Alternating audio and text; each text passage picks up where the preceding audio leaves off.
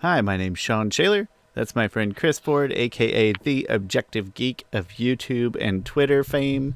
And we come to you on this day of the NBA play-in because our weekend plans are pretty wild. So Chris is sacrificing some valuable Lakers time to be here with us to talk about Book 2 Spirits, Chapter 12, Harmonic Convergence of the Legend of Korra. Hopefully an improvement over the last episode. That's a pretty low bar. But before we talk about the episode, of course, Chris, how are you doing this week? Yeah, you had a birthday this week, I I think. yeah, my birthday was yesterday. As of this recording, it was a fine birthday, whatever. Like birthdays are fairly meaningless after you turn 21. It's all the same stuff. Honestly, I lose track of how old I am all the time. Like I'm always right, give or take a year. But growing up, my dad, anytime it was his birthday, we'll give him presents and whatnot. He'd be like, "Yeah, it's just another day." I'm like, "No, it's not, Dad. It's your birthday." And then growing up, be like, "Yeah, Oh, crap, he it's was right. another day." I like the big ones. I like the fives and tens. Something about a decade when you look back to the previous decade and be like, oh, crap, that's a long Hmm. decade. So I like the fives and tens, but other than that, I get it. 33 feels more memorable only in the sense that I know I'm 33. Like sometimes when I was 32, I was like, wait, I'm 32? I use my Like it was a wife. question mark. I always know how old my wife is. And then I mean, obviously, we're talking about milliseconds in my head, but I don't remember how old I am. I remember how old my wife is, and then I subtract. Hmm. I don't know why it's easier that way. I think her brain, like hers, just sticks in my head more. My But wife is 3 years and 4 days older than me. So there are 4 days in the year that she's 4 years older than me, which is Heather, fun. Heather It'll be is 12 and a half months older. I'm sorry, 13 and a half. So there's 1.5 yeah. months where I get to relish in 2 years of extra youth. Next year when my wife is in her let's see. Next year my wife is when she turns 37.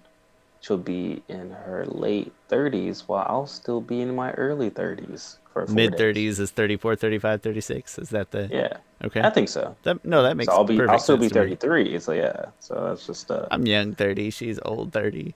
Don't say that out yeah. loud, probably. Nah, I say it out loud. No, on the podcast because I know she don't listen, but don't say it out loud here or in your Uh, sorry or in your house. I mean, no, I like the fives and zeros, but other than that, I side with your dad. Like, I don't take off work for my birthday or anything like that. Like, it really is just another day. Maybe if it falls on a weekend, it's more exciting to me. I don't know. I'll have to test that theory sometime. Any new videos coming out you need to talk about? Nope. No. I I need to have work on them, but I have a new one maybe next. So I'm gonna take this week off because pretty crazy, but I think I'll have another one out next week. So well, hey, let's not delay. Let's get into the episode and then get back to watching the Lakers, who are maybe gonna win slash lose? Question mark. Hey, last I didn't watch the whole game yesterday because I had to put it up. But as a I'm not a Celtics fan, but I'm a Brad Stevens fan. I think he's a genius. And so I was really happy Celtics played great and they won last night. So that's exciting to me. But enough about professional sports. We've got our favorite show to talk about. Wait. There we go. I can click on buttons. Chris, take us through the episode. all right. So Janora is can you go back? I can't see the thing. Janora has been locked in her spirit's been kind of lost away in the spirit world, and and they take her back to Katara, which is nice to see Katara being having such a impact on the Southern Water Tribe. She's doing all the healing stuff. I would have loved to see more of that. Just love to see more Katara in general, especially this kind of age of Katara. Um, and and yeah, and Katara has to heal Janora. Can you go back to the? I can't see the screen, John. He's Uh, laughing because I pulled okay. up a tab that had statistics on it, very advanced um, statistics. anyway, Janora's stuck in the spirit world. Long story short, and they need to. Oh, there's a whole thing about Mako trying to tell Korra that they broke up, And then Bolin is like, oh, well, once someone told me that you just gotta, it's like a band-aid, you just gotta rip it off. Which reminds me that this season feels really long. Like, I don't think we've had that many, one-off episodes, but for some reason it feels like this season is really long. It seems like that was a long time ago that Bolin first started dating Eska, and he was trying to break up with her. I don't know why, but it feels a I long think the time ago. romantic dramedies part of the season probably contribute to that. Like it feels like a long time ago. And there's a lot of back and forth and childish high school Yeah. nonsense. And I mean, this season is the longest season, clocking in at 14 episodes compared to the rest, which are they're like 12 and 13. But yeah, but still. it does. No, I'm with you. I think it's just less interesting, so it feels longer. Yeah. Yeah, Sad but true. it doesn't move at a quick pace. Like season three, I feel like moves at a quick pace. I can't Uh, believe how fast season three hit. I was done with the whole season before I knew it. yeah. Anyway, they need to attack the northern troops that are in the southern. Um, they're in the guarding the southern spirit portal, and Boomy has all these ideas, and Tenzin is tired of. There's a really good scene of like Boomy going off kind of on a tangent, talking about something he did in the past. And the camera at first is on like Kaya, Boomy, and Tenzin. And then it's just Tenzin's face. And his face is getting like more, it starts zooming in on his face. It's getting more and more. Uh, Like agitated and annoyed at yes, Boomy's agitated crap. and Yeah. annoyed. Yeah. And then eventually just snaps like, we don't have time for your for your But stupid didn't stories. at the beginning of this episode, is the fog of lost souls? Is that this episode or is that the next episode? No, that's the next Next one episode. when they go in after. Okay, my bad. Yep. Um, so they all get captured, which was a pretty good scene. There was a Mm-hmm. great scene where they're flying on the plane. Asami's driving it. Mako and Bolin are kind of on the wings, bending and stuff.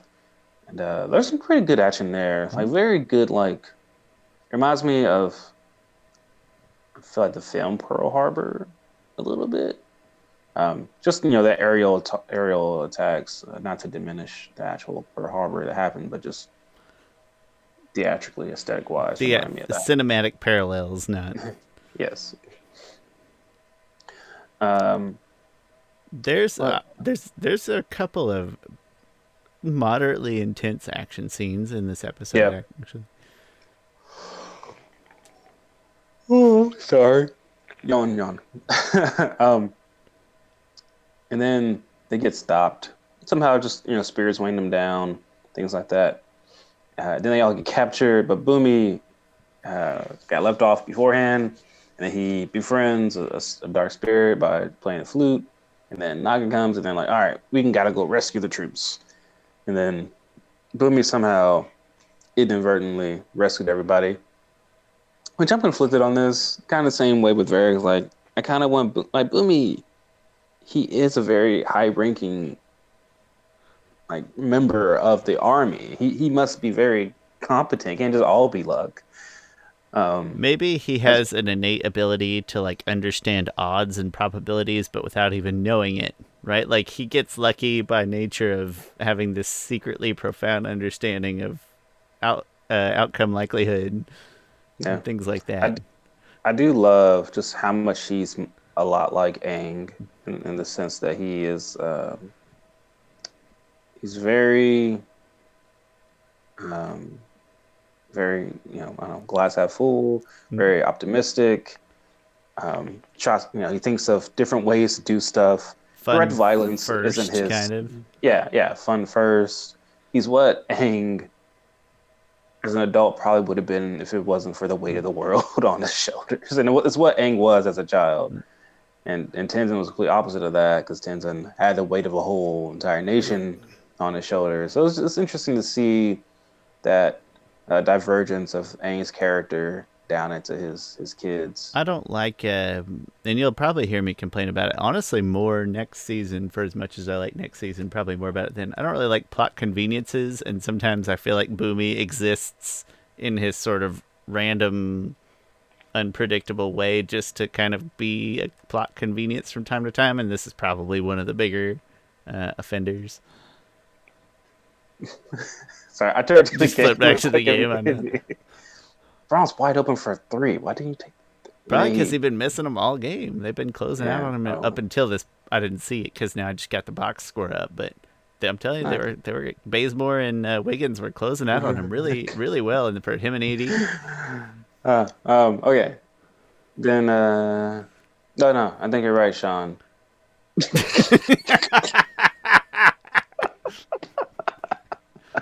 About that thing you said Well, yeah, I said about that it about was a pretty show big. Avatar. It was a pretty major complaint. So next time it comes up, I'll be like, no, you already agreed. It's over. If you just that was your opportunity to say like probably the most I don't know damning thing about. No, I just said that I don't like plot conveniences, and I think it'll come up actually more in season 3 or excuse me, book 3 than it does in book 2. But Boomy as a character, in the random way I get that what he you're exists and saying. stuff, they kind of use that as a plot convenience from time to time, and this is one of those times where it's like, hey, we got Boomy that's kind of a wild card that we can shape and make work. Yeah, And that like it's fine. like and because he was high ranking in the army, him being able to take out a whole kind of infantry isn't unrealistic. Nah. I just wouldn't imagine that would be the way. That's like in I my mind. guess. That's why I would say like plot convenience versus plot hole. Right? It's a Yeah. plot hole if it's just pure dumb luck, but it is here. It's convenience. Like you can make it make sense, and it's okay. It just Yeah. All right. So then they try to convince. Oh, Unalaq he says his master plan. He monologues to like a Korra and them. dumbass. God, I think it's fine. He doesn't get it is. distracted by It it or actually doesn't anything. hurt him at all. Yeah. um, he tells Korra like, I'm gonna become. She pretty much like it doesn't matter if you free Vachu. I'm gonna lock him up anyway, just like Juan did. And he's like, and I like this. I don't know this little exchange back and forth. When Unalaq's like, you're right. When Rava fused with Juan, she tipped the scales in favor of Rava. But when Vatu is free, I will fuse with him and become a new avatar, a dark avatar. Now, some people are like, all right, it's a little bit too on the nose there. Unalaq, you have to call yourself the dark avatar. But I'm fine with it because Vatu is the embodiment of darkness and chaos. You call yourself the dark avatar, it's fine. Because now we get to be, Korra's the light avatar. I don't know, I like this dueling mythology, I guess. No, I agree. I think the naming, it's almost like he's throwing shade at it when he says that, but it still makes sense. It'd be like a And Batman then villain coming out and being, oh well, it's not like Man Bat did it on purpose, but yeah. It's not. And then his brother is trying to reach him. Tanarog's like, "You'll be a monster," and then he's like, "I won't be more of a monster than your own daughter." Like it's almost like he's right. And technically speaking, it's the same thing. You're fusing with an almighty spirit, and she's fused with an almighty spirit. But then he was like, but unlike her, who can barely tap into her spiritual powers, I will be at full, power to do so. I mean, he has a point, but it's like, all right, you're choosing to be an asshole. She was Yeah, just born. But yeah. I get it. I get what he's saying.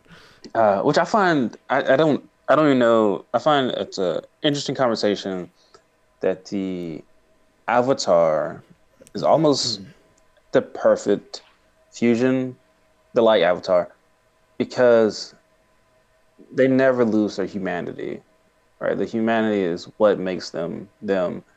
And it's not like Rava's like super fond of humans at the start either. It's not like she's like, hey, Yeah, I've got a great idea. I mean, I don't know. I like that balance kind of. yeah, it's really interesting. In that little whatever online game was, and Aang's talking to Yang Chen. More people talk to Yang Chen. I mean, they can't now, but Yang Chen is the perfect Avatar. We should do a ranking of Avatar guides. Uh, That's okay. Yeah, but solid I mean, we plan. don't have that much information on. We pretty much only have information on Yang Chen, Korok, We've done Aang. mothers ranking videos on less info. Like True, we're that's true. probably fine.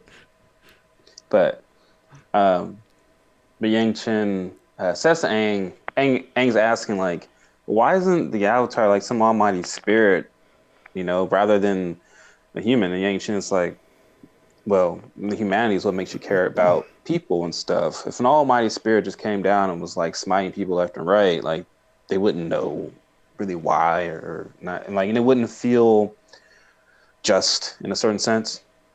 But I just think that dichotomy between the Dark Avatar and him losing his humanity, because when he fuses with Vatu later on, like he does become monstrous, but for some reason that light or that humanity in and now that I think about it, it probably comes down to that person.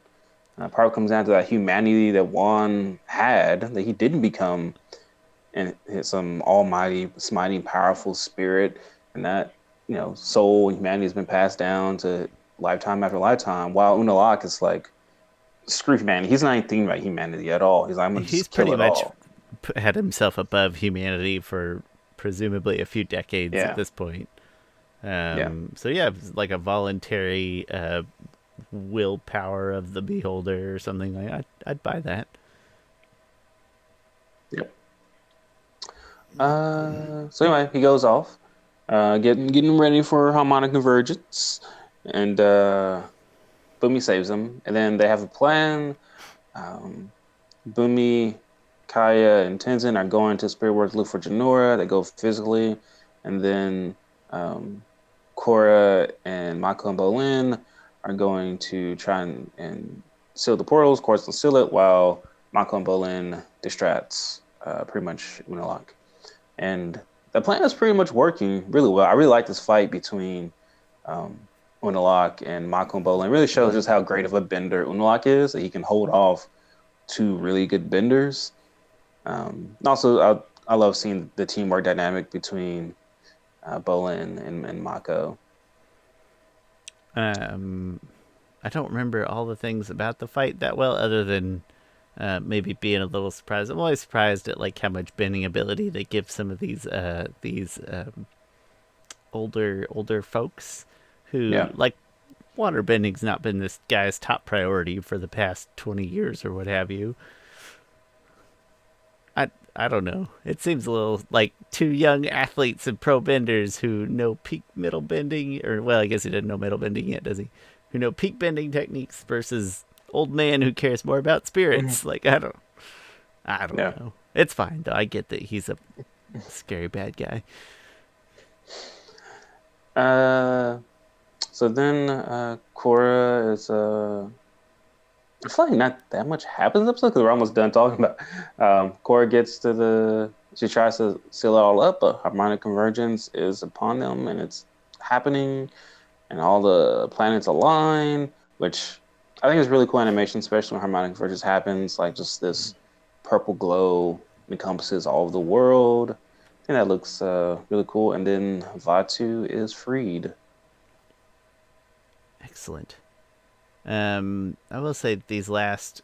I'm gonna say the last three episodes all kind of run together in sort of a finale feeling. They're really not tied together that way, but they certainly.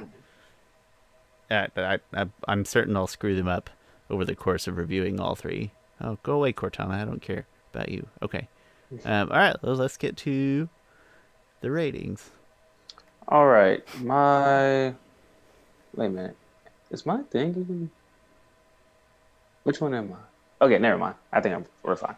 I was looking at the wrong bar, but usually my bar is on the top. No one can see this. Sorry.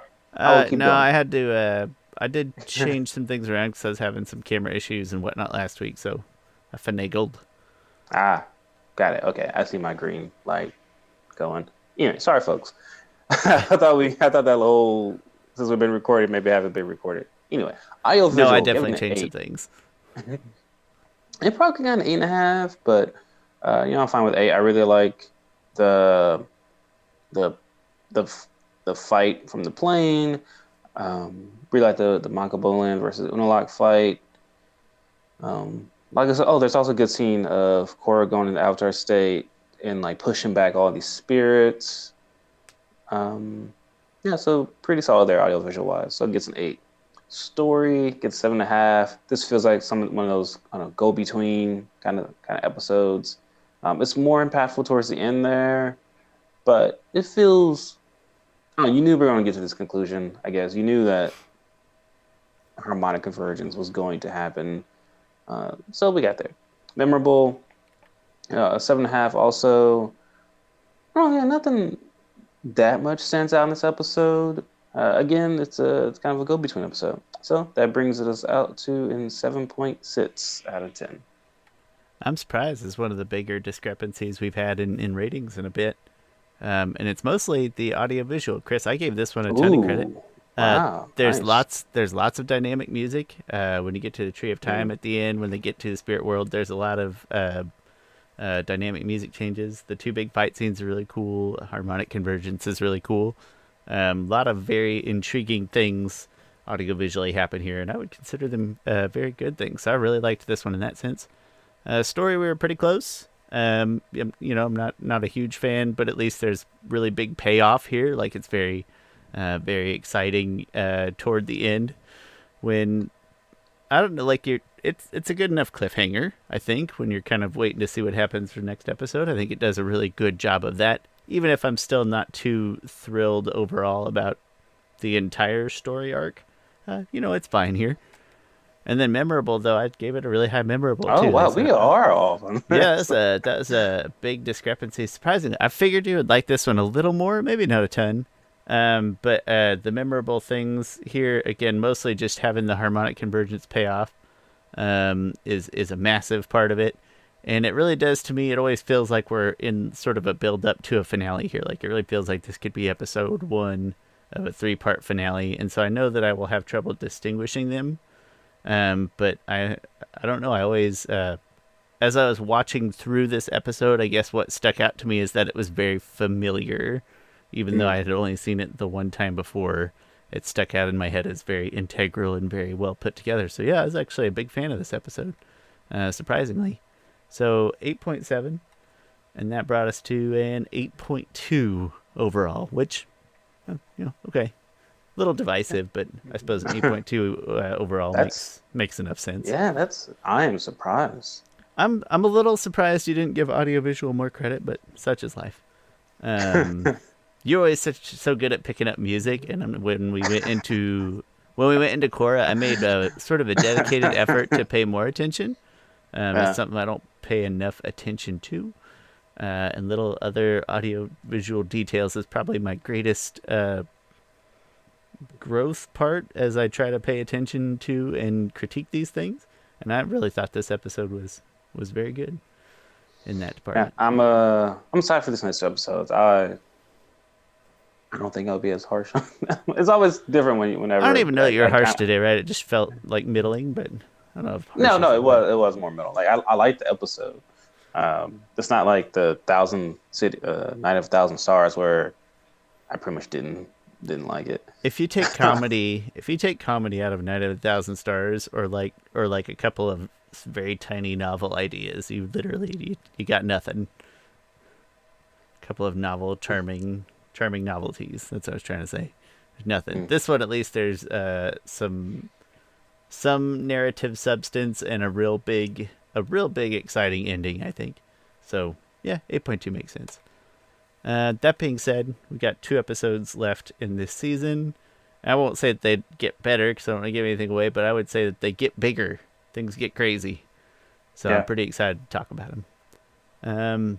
In the meantime, I think Chris will agree with me when I say we're not going to linger here any longer than we need to, because we're going to catch the Chris.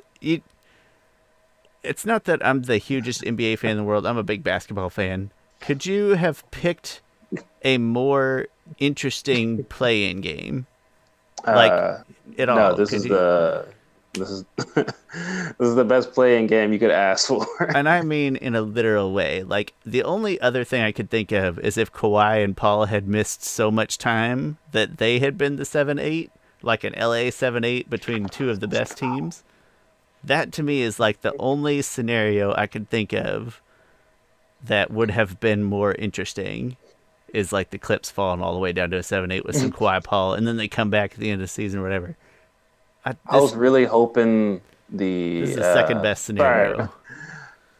dang, Steph Curry is too good. He is. He's I was sick. really I was really hoping that the Wizards would play the Nets in the first round, but that can't happen now just because of Westbrook and the history with him and Harden and KD.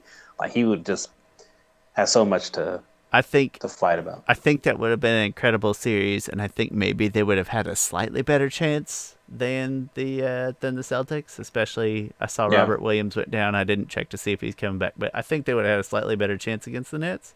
But like I said, I'm a Brad Stevens fan, and I really like Kemba Walker too. Like, that's a guy that needs some love.